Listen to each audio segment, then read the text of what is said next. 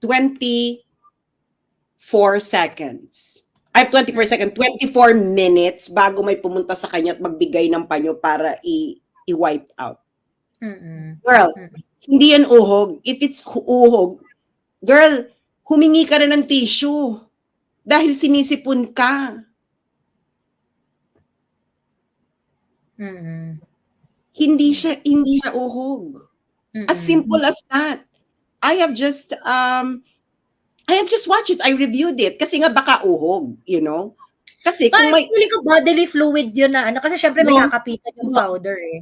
No. I think it's really powdered substance. Girl, hindi na wipe. Kung may fluid yan, it would have kung may powder yan, the fluid would have been heavier. So it would slide down. It would drip